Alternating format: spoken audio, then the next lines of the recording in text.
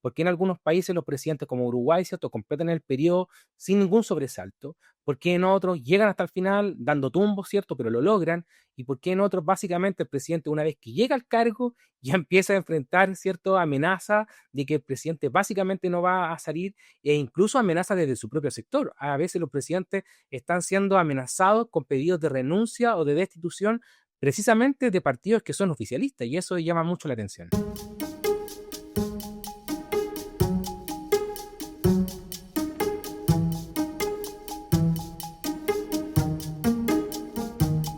Bienvenidos a Palabras bajo la lupa, el podcast de diálogo político, donde desarmamos la política latinoamericana con contexto y con claridad. Hoy estamos junto a Ángel Arellano, él es editor de Diálogo Político. ¿Qué tal, Ángel? ¿Cómo estás? Muy bien, Franco, muy contento por hacer esta entrevista hoy para Palabras bajo la lupa. Vamos a ver qué tal nos va con este episodio. Bueno, vamos a hablar sobre presidentes que fracasan, pequeño tema. Y para eso nos acompaña hoy Christopher Martínez. Él es politólogo y autor del libro que se llama justamente ¿Por qué fracasan los presidentes? Un libro que explica justamente qué pasa con algunos mandatarios que logran sobrevivir a crisis demoledoras y otros que no lo logran. Christopher, ¿cómo estás? Un gusto tenerte acá. No, muy bien. Muchas gracias, Franco, por la invitación. Un gusto, Ángel. Aquí contento de compartir la investigación. Bueno, vamos al grano, Christopher. Te hemos convocado aquí porque nos gustaría hablar sobre un tema súper interesante de tu libro que traducido al español sería ¿Por qué fracasan los presidentes?, ¿no? Es una frase también bastante común porque ya tuvimos hace un tiempo el ¿Por qué fracasan los países?, que fue un libro súper exitoso y súper conocido, no solo en el ámbito de la ciencia política, sino en la economía y tal. De tal manera que tú abordaste un tema que desde nuestro punto de vista es súper pertinente, sobre todo del contexto latinoamericano, que es una región donde un día sí y otro también vemos un escándalo que apabulla la agenda política. Entonces me gustaría saber, primero como para comenzar, para quienes están también desayunando con esta publicación, sobre la que van a encontrar acá en el enlace algunos links para aprender más. ¿Qué te llevó a profundizar sobre esa pregunta? ¿De dónde sale esa inquietud de hablar del fracaso de los presidentes? Mira, esto surge precisamente por el estudio del presidencialismo, que desde ahí es donde parto. Y el presidencialismo, ¿cierto? Cualquiera que estudia ciencia política te enseña que una de las características principales es el periodo fijo. La Constitución establece que el presidente se va a quedar en el cargo, ¿cierto?, por 4, 5, 6 años, que es lo que establece la Constitución. Sin embargo, cuando empezamos a mirar los distintos países, vemos que hay casos en que los presidentes no duran ni siquiera un año o que empiezan a pedir la renuncia cuando el presidente lleva un mes. Y eso se ha visto y por razones bien variopintas, o sea, por ineptitud, por traición a la patria, por distintas razones y por tanto eso empezó como a causar interés y empezamos con mi profesor en ese tiempo, hace más de 12 años, cuando estaba haciendo el doctorado, a ver estas relaciones de por qué los presidentes en el fondo tenían dificultades en ciertos países y en otros ni siquiera pasaba esto de una crisis o una insinuación.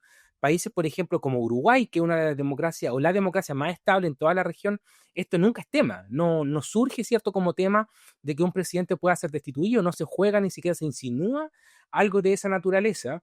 Y en otros países, por ejemplo, como Chile, que tampoco era tema, comenzó a ser tema hace un par de años, en 2019. Mientras tanto, en países, por ejemplo, como Perú, como Guatemala, como Bolivia y Ecuador, esto es algo bastante recurrente. Entonces, entendiendo que el presidencialismo, que es el sistema que predomina en la región, establece que son periodos fijos, ¿cierto? Y que el presidente no debiera salir en situaciones normales, bueno, ahí surge la pregunta, ¿por qué ocurre esto? ¿Por qué en algunos países los presidentes como Uruguay, ¿cierto?, completan el periodo sin ningún sobresalto? ¿Por qué en otros llegan hasta el final dando tumbos, ¿cierto?, pero lo logran? ¿Y por qué en otros básicamente el presidente una vez que llega al cargo ya empieza a enfrentar, ¿cierto?, amenaza de que el presidente básicamente no va a salir e incluso amenazas desde su propio sector? A veces los presidentes están siendo amenazados con pedidos de renuncia o de destitución precisamente de partidos que son oficialistas y eso llama mucho la atención. Ahora, mira qué interesante que en tu investigación, bueno, y después en la publicación en el libro, tú sacas el foco del sistema, que es como el análisis tradicional que se hace en política cuando uno evalúa por qué a un gobierno le va mal, empieza como a abrir el paraguas y a mirar el sistema en su conjunto, cómo funciona todo el sistema institucional. Pero tú pones el foco en un lugar clave, que son los partidos políticos. Y te dedicas a eso y explayas muchas páginas sobre el tema partidos políticos. ¿Por qué consideras que los partidos son la variable clave en el tema del fracaso de los presidentes? Y aprovecho ahí y lo conecto con otra cosa, como para que también lo resuma brevemente. ¿Qué significa el fracaso de un presidente? Sí, bueno, voy a partir por eso último, porque el fracaso no tiene que ver acá con que el presidente no sea capaz, por ejemplo, de cumplir su programa, que usualmente nunca lo hacen, ¿cierto? Los presidentes presentan un programa de gobierno cuando están en campaña y eso es algo que nunca se cumple. La verdad que rara vez un presidente logra cumplir la totalidad del programa, sino que acá se lleva desde un punto de vista más fundamental. El presidente lo que busca es cumplir el periodo presidencial. Piensa tú que cualquier político en cualquier país del mundo lo que busca, ¿cierto?, llegar a algún cargo, desde los cargos a nivel local, después busca llegar quizá a un cargo a nivel provincial y después buscan llegar al Congreso. Y la meta máxima de cualquier político en el mundo es llegar a ocupar la primera magistratura, ¿cierto?, el cargo de jefe de gobierno o jefe de Estado. No hay cargo máximo para un político en cualquier país que el cargo, ¿cierto?, de primer ministro o presidente de los sistemas presidenciales. Imagínate tú, este político trabaja toda la vida para eso, lo logra solamente para ver que esto va a tener que dejarlo, ¿cierto?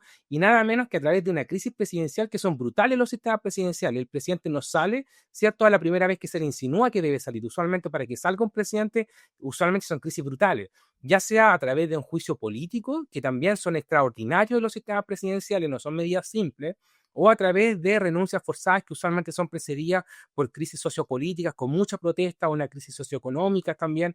Entonces son escenarios extremadamente complejos para el presidente y que usualmente terminan con las carreras políticas de estos presidentes colapsadas. Muy raras ocasiones los presidentes pueden rehacerse. Collor de Mello lo intentó, Dilma lo intenta, Fernando Lugo en Paraguay logran rehacerse, pero nunca vuelven a alcanzar el nivel de notoriedad y prestigio que tuvieron alguna vez. Entonces, el fracaso está explicado precisamente en cómo logran llegar al cargo máximo para ver en el fondo una caída estrepitosa precisamente de esta carrera política. Así lo entiendo. ¿Y por qué me empiezo a fijar en los partidos? Porque en el fondo, si nos fijamos, por ejemplo, ¿por qué no en la institucionalidad? Porque básicamente las instituciones, las reglas del juego no varían mucho. En cada país estas reglas cambian muy poco, por tanto explican poco por qué en el fondo algunos presidentes sobreviven y otros no. La crisis económica es algo más o menos estudiado, por tanto no había mucha novedad. Entonces, cuando la economía colapsa, es bastante intuitivo de que en el fondo a los gobiernos le va a ir mal, y eso está estudiado desde los colapsos democráticos, ¿cierto? Y por tanto en los colapsos de gobierno. Y lo que sí había un poco más de novedad y lo que estamos viendo alrededor del mundo es que los partidos sí vienen un poco en caída. Y ahí hay hasta variabilidad también en América Latina. Tenemos mucha variabilidad en los sistemas, más que los sistemas de los partidos, en los tipos de partidos que hay. Entonces había harta variabilidad y también con comportamientos muy disímiles en términos de sobrevivencia presidencial. Países con partidos fuertes, los presidentes no caen. México, por ejemplo. Uruguay. Países con partidos muy débiles, tenemos dos lógicas muy extrañas. O los presidentes sobreviven mucho tiempo o duran muy poco. Entonces tenemos Rafael Correa, que duró mucho tiempo en el cargo, Alberto Fujimori, que también duró mucho tiempo en el cargo, ¿cierto? Pero con futuros desenlaces distintos. Correa logró terminar, Fujimori no logró terminar. Y después también ambos países con presidencias muy interrumpidas. Bucaram, Maguad, ¿cierto? Y Lucio Gutiérrez, que no terminan en Ecuador. Y después el caso Perú en la última década obviamente se explica por sí solo con presidencias muy frágiles. Y después los casos intermedios donde está Brasil, Bolivia y Argentina, en que tenemos partidos que logran de alguna manera organizarse y que tienen mucho poder y mucho músculo político, pero que en el fondo igual enfrentan dificultades, como es el caso de Brasil con el Partido de los Trabajadores, el caso de Argentina con el peronismo y como yo les decía también, el caso de Bolivia con el MAS, donde tienen músculo político y que pueden organizarse. Y esa fue en el fondo también una preocupación y quizás como politólogo que también me interesa rescatar un poco el rol de los partidos en las democracias con distintas fortalezas en América Latina. Christopher, vos usaste herramientas que vienen de la biología, de la epidemiología, análisis de supervivencia, curva de riesgo, modelos que predicen cuánto aguanta un organismo bajo estrés y demás. ¿A vos qué te permitió esta mirada biológica, ver esta mirada biológica que los métodos tradicionales de ciencia política no captaban tal vez? Sí, eso fue básicamente en las primeras etapas de la investigación, sirvió presentar las ideas en distintos seminarios interdisciplinarios. Y ahí empezó a surgir esta idea que en medicina se utilizaba en el fondo cuánto tiempo transcurre hasta que un evento en el fondo termina por producirse. Y esto se utilizaba mucho, como bien decías tú, Franco, en medicina, hasta que, por ejemplo, una persona que ha sufrido, por ejemplo, un infarto, cuánto tiempo transcurre hasta que fallece, o cuánto tiempo pasa de que una persona sana sufre un infarto. Y ahí en el fondo empieza a surgir esta idea de, bueno, el factor tiempo. Ya no es solamente el evento, ¿cierto? Que es la crisis, que es algo que se estudia mucho, ¿cierto? En ciencia política, sino que, bueno, cuánto tiempo transcurre hasta que este evento de interés termina en el fondo por ocurrir. Esa misma lógica, si uno la puede llevar a cabo, bueno, nosotros necesitamos saber cuánto tiempo puede pasar hasta que la persona más importante de un país va a fallar. Entonces, ese tipo de información es fundamental, por ejemplo, para entender que ciertos países, al momento de asumir, hay presidentes que tienen un riesgo mayor de fallar que en otros. Es decir, que al momento de que, por ejemplo, el próximo año en Perú tengan un presidente electo, ese presidente ya entra con un mayor riesgo de que vaya a fallar que en otros países de la región. Nuevamente vuelva al caso de Uruguay o incluso el caso de Costa Rica. Ese es un riesgo mucho más alto. Entonces, eso genera una predisposición, ¿cierto?, de inestabilidad mucho mayor que en otros países, que tiene riesgo y que puede salpicar al sistema económico, ¿cierto?, al desempleo y a una serie de otros factores en ese sentido. Y por eso en el fondo va asociado a ese tipo de metodologías, como tú las mencionabas, Franco. Uh-huh. Recordemos que estamos hablando del libro o de la investigación de Christopher Martínez, que se reúne en el libro Why Presidents Fail, que no sé si al final se va a imprimir en español. Sí, está por salir en las próximas semanas, debería salir antes de Navidad, a comienzos de diciembre al menos. Muy bien, un libro que vale la pena leer, que es muy interesante para abordar estas temáticas. Ahora, en tus datos, vos planteás diferentes choques, digamos, diferentes discusiones que se dan en una presidencia, en un periodo presidencial, protestas, escándalos, tensiones. Hablaste antes también de la cuestión económica, pero algunos, si bien incomodan, suman ruido, no necesariamente complican la existencia o la continuidad de una presidencia. ¿Qué tipo de crisis son las que efectivamente suelen activar esa ruptura, ese punto de no retorno y efectivamente vos considerás que ahí se acaba o se empieza a acabar una presidencia? Sí, por ejemplo, se puede hacer una comparación entre tipos de movilizaciones de protesta callejera. Si tuviéramos que Uh-huh. dividir en dos tipos de protestas callejeras o manifestaciones callejeras, por ejemplo, están las huelgas de trabajadores, si que se manifiestan en las calles, versus las movilizaciones sociales amplias. Solamente las movilizaciones sociales amplias son las que tienen un punto de ruptura fuerte y que pueden desestabilizar a los gobiernos, versus las organizaciones o las movilizaciones de trabajadores, no. La verdad, y esto es algo que yo lo he visto en varias investigaciones que he realizado, usualmente las huelgas generales tienen un impacto profundo en la popularidad, por ejemplo, de los presidentes, les generan muchos problemas con los cuales ellos tienen que lidiar, ¿cierto? Obviamente hay paralizaciones de 24, 48 horas y los presidentes tienen que enviar a los ministros para que zanjen estos conflictos, pero en términos de sobrevivencia no parecen tener un impacto significativo. El impacto mayor los tienen las movilizaciones que primero son numerosas, que son intensas, que ocurren en varias ciudades y usualmente que son multiclases, es decir, que no solamente participan, por ejemplo, estudiantes, sino cuando tú ves a las personas comunes y corrientes protestando, esas movilizaciones ya en el fondo te señalan, ¿cierto? Te mandan una señal clara de que han alcanzado un nivel de amplitud y que en el fondo la gente está dispuesta, obviamente, a llegar mucho más allá. Y esas son las movilizaciones complejas para los presidentes. Entonces, en mi análisis, cuando yo rastreo ese tipo de protesta, usualmente esas protestas son rastreadas por los medios internacionales y cuando ya llegan a los medios internacionales quiere decir que ese tipo de situaciones ha llegado a un punto de intensidad bastante alto. Y esto es mucho más relevante cuando tú encuentres que hay fallecidos producto de esas protestas, ya sean policías, que es la menor el número de ocasiones, pero usualmente son las personas que protestan, ¿cierto? Manifestantes como estudiantes usualmente o personas mayores igualmente. Sin embargo, ¿por qué, por ejemplo, las movilizaciones que son organizadas por organizaciones de trabajadores no tienen un impacto? Mi impresión es que tiene que ver porque estas movilizaciones están organizadas por organizaciones, valga la redundancia, de trabajadores con quienes los gobiernos pueden negociar. ¿cierto? Y pueden zanjar estos conflictos de una manera más institucional. Por ejemplo, como la CGT en Argentina, la CUT en Chile, son organizaciones de trabajadores que se proyectan en el tiempo y obviamente tienen mecanismos para resolver estos conflictos y eventualmente el próximo año van a salir a protestar y por tanto se proyecta una sombra de futuro de cómo se resuelven estos conflictos. Sin embargo, las movilizaciones son usualmente más difusas y eso en el fondo hace que sean mucho más difíciles de manejar y sobre todo cuando escalan en intensidad eh, para los gobiernos. Esos son eventos muy Ujú. difíciles. Y lo segundo es cuando hay escándalos de corrupción, por ejemplo, que involucran al presidente. También son importantes cuando hay escándalos que involucran a los ministros, pero los ministros el presidente los puede sacar y se Ujú. desactiva el conflicto. Pero cuando involucran al presidente y son serios y son publicitados, ¿cierto? Son mucho más difíciles en el fondo de Esto desactivar y también sacar puede el ver fusible. con el entorno del presidente, por ejemplo, no sé, la familia, que pasa mucho en nuestra región, que de repente sale un escándalo, la esposa o el esposo o el hijo, eso también.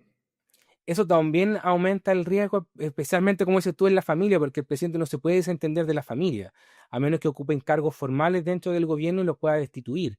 Pero los escándalos, especialmente cuando son reiterados y son cubiertos por la prensa reiteradamente, eso obviamente puede generar que esto escale, por ejemplo, a un juicio político y que termine por sacar al presidente de esa forma.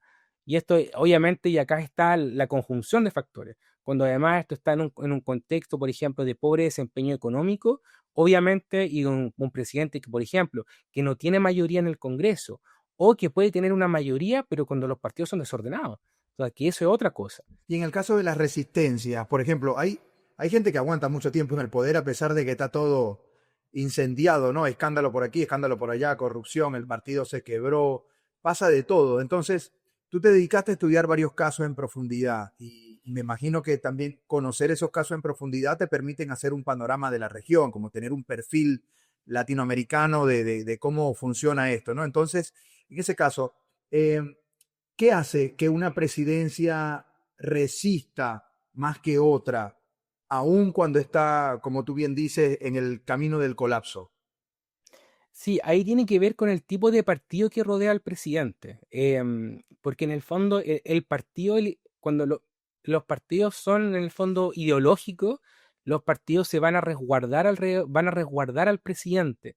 Porque el partido que es ideológico, y especialmente cuando esos partidos tienden a haber existido por mucho tiempo, los partidos que tienen algún grado de ideología, ¿cierto? Son partidos que han transitado un buen periodo de tiempo, que existen y que al mismo tiempo se proyectan al futuro.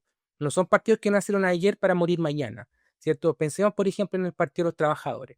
El Partido de los Trabajadores es el partido más grande, más sólido, y además no solamente que es un partido ideológico, es un partido que tiene base en la sociedad civil, que está conectado con muchísimas organizaciones.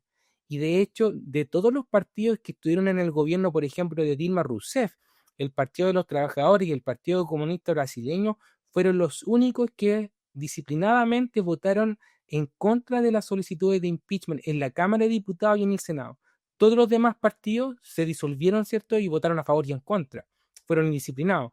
¿Y por qué el Partido de los Trabajadores lo hizo? Porque el Partido de los Trabajadores es un partido antiguo, es un partido programático, ¿cierto? Y que se proyecta a futuro. O sea, sabe que a ellos les valía más la pena hundirse con Dilma en ese momento, porque eventualmente iban a resurgir y tenían bases que lo apoyaban y ellos la blindaron hasta el último momento. El tema es que para votar a una presidenta de un partido así de grande, la amenaza tenía que ser, pero importante. Y la crisis que vivió Dilma es una de las crisis más importantes que hemos visto en América Latina en los últimos 40 años. Sin embargo, para votar a un presidente como Fernando Lugo en Paraguay fue súper fácil. Se demoraron 36 horas. Entonces no tomó nada. ¿Por qué? Porque el partido era sumamente débil. Pero para votar a Dilma, o sea, movilizaciones callejeras que fueron por meses, una crisis económica tremenda, una campaña en los medios feroz, ¿cierto?, para sacarla, y una oposición, pero que se tuvo que articular en el Congreso de una manera, pero en el fondo fenomenal.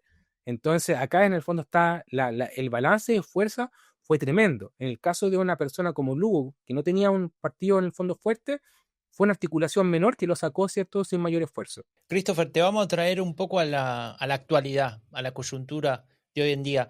En algún punto, no sé, tal vez exagero, vos me dirás, pero tu libro podría servir como una especie de guía para detectar puntos débiles, ¿no? Incluso sacando nombres propios, sacando la coyuntura concreta o que se esté dando en un momento dado. Pero si tenés que que buscar esas señales institucionales de riesgo que podría haber ahora en América Latina en términos de supervivencia presidencial. ¿Estás viendo alguna? Sí, o sea, por ejemplo, que puede sonar como muy fácil mi apuesta, pero en el fondo el caso, por ejemplo, de Perú y Ecuador siguen siendo, y el caso de Guatemala siguen siendo casos muy emblemáticos de países que tienen una debilidad estructural respecto al tema de los partidos y condiciones estructurales en términos económicos. En el fondo, que se generan esas condiciones para que los presidentes puedan aferrarse, por ejemplo, como el caso de Dina Boluarte. Se aferró por mucho tiempo y aguantó harto. Aguantó protestas sumamente importantes con represión brutal, especialmente después de la destitución de Pedro Castillo,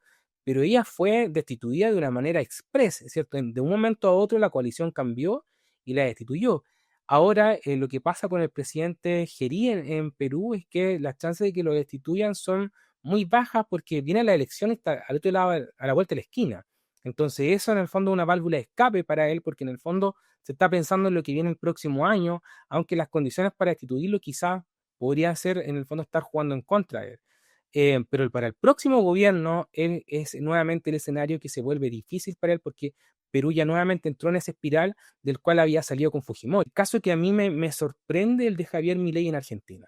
Eh, Habiendo estudiado varios casos, yo apostaba o pensaba que Javier Milei iba a terminar mucho más complicado de lo que ha estado especialmente en el último tiempo. De hecho, pensé que en las últimas elecciones no le iba a ir tan bien como le fue y finalmente yo creo que es un caso que sorprende por lo estable que ha sido respecto de las condiciones iniciales que apuntaban a que su presidencia debiera haber sido más inestable en ese sentido, considerando que ha tenido un par de escándalos de corrupción importantes, la economía no ha estado tan bien como se esperaba y también considerando que él no tiene un partido cierto robusto que lo apoye. Entonces, ese es un caso que quizás puede caer de una manera muy repentina, ¿cierto? Y no tan gradual, pero sí un caso en el fondo que me ha sorprendido por la duración que ha tenido. Bueno, una última pregunta, un poco como para cerrar este tema ya como más desde el punto de vista anecdótico, ¿no? Eh, ¿Qué consejo le darías a un presidente recién electo que quiere sobrevivir políticamente, por lo menos a llegar al fin de su mandato? Cosa que hoy día pareciera que es algo bastante extraordinario. Sí, las alianzas por conveniencia te pueden llevar al poder, básicamente eso, pero sobrevivir ahí, eso es sumamente difícil. Y esa es la parte extremadamente compleja. Entonces, como eso lo ha sostenido un politólogo uruguayo, Juan Pablo Luna, mirando el caso de Chile, llegar al poder es la parte más fácil, gobernar en el fondo es extremadamente difícil. Y yo, tomando esa frase, llegar al poder a través de alianzas por conveniencia es algo sumamente sencillo, pero quedarse en el poder a través de esas alianzas por conveniencia es muy difícil. Y eso lo hemos visto en varios casos, en Paraguay, en Ecuador, en que los presidentes llegan, ¿cierto? Para ver cómo esas alianzas se desmoronan meses después y que después esos mismos socios que te llevaron al poder, incluso en Brasil, con Dilma Rousseff, son los mismos que están pidiendo tu cabeza y que en la mañana están contigo en el gobierno y que en la tarde están votando el impeachment, ¿cierto? Para que tú te vayas. Entonces, hay que escoger bien los socios. Ya le ha pasado con varios vicepresidentes que son los que asumen después que el presidente se va, que el caso Fernando Lugo, que fue el caso, por ejemplo, de Lucio Gutiérrez y que fue el caso de Dilma Rousseff con Michel Temer, que fue el mismo el que después, ¿cierto?, la apuñala por la espalda y que se queda con el cargo de ella. Entonces, establecer estas alianzas electorales, ¿cierto?, de coaliciones de gobierno que no tienen un arraigo programático, ideológico, o que no hay coaliciones o una historia de coalición, es sumamente difícil. Algunos países solamente han logrado establecer como esta cultura de coaliciones con partidos que históricamente han competido juntos, han perdido juntos, han estado en la oposición y en el gobierno juntos, que pueden confiarse y se han peleado a muerte, entre comillas, mientras han estado juntos, pero que han aprendido a lidiar con esos conflictos. Entonces, difícilmente lo van a hacer partidos que han llegado al poder, por ejemplo, solamente por derrotar a otro, que fue un poco lo que también le pasa, pero a menor escala, con menor nivel de conflicto, al Frepaso con los radicales, ¿cierto? Con De la Rúa, que después de un año, ¿cierto? El Frepaso se sale con Chacho Álvarez, ¿cierto? Y De la Rúa queda solo. Él no dio la traición tan directa como los otros presidentes que le nombré, pero también son alianzas por conveniencia. Entonces, eso es lo primero que un presidente debe tener claro. Sin embargo, yo creo que las ansias por ganar la elección presidencial a cualquiera de nosotros que quizás estuviéramos compitiendo, nos nublaría el juicio y que por tanto aceptaríamos cualquier trato con tal de llegar al sillón presidencial. Te hago la última, Christopher. Sí, a ver, yo te imagino ahí analizando caída tras caída, fracaso tras fracaso. Me imagino muy difícil no caer en una visión pesimista, ¿no? Pero la pregunta es justamente esa. ¿Sos pesimista respecto de la región y de lo que viene o ves un margen de refuerzo de la institucionalidad en América Latina? Mira, creo que anticipaste súper bien mi perspectiva, porque sí soy pesimista respecto a lo que se viene, pensando precisamente porque el argumento del libro es para que las presidencias sean estables, tú requieres partidos que sean fuertes y partidos que sobrevivan varios ciclos electorales. Y lo que vemos en el mundo es que los partidos como institución vienen en caída, ¿cierto? No solamente en América Latina, sino que en las democracias más avanzadas también vienen debilitándose. Eso por un lado, y que además vienen fragmentándose los partidos internamente, con facciones, ¿cierto? Y debilitándose. Y que en mi vaticino, de hecho, al final del libro es un poco ese, que las crisis van a aumentar en frecuencia y que en intensidad también debiera aumentar. Es decir, eso es lo que debiéramos ver. Bueno, Christopher, yo te quiero agradecer, no sé, Ángel, si vos querés decir algo más antes de terminar. Muchísimas gracias. No, gracias a ustedes por la conversación y por la oportunidad de compartir la investigación en este formato mucho más amigable. Bueno, gracias Christopher. Estuvimos hablando de por qué fracasan los presidentes, tratando de ver que tal vez la supervivencia política no está solo en las manos del líder, sino que tal vez las instituciones que lo rodean tienen mucho para decir sobre esto. Así que muchas gracias. Esto fue Palabras bajo la lupa, el podcast de Diálogo Político. Nos vemos la próxima.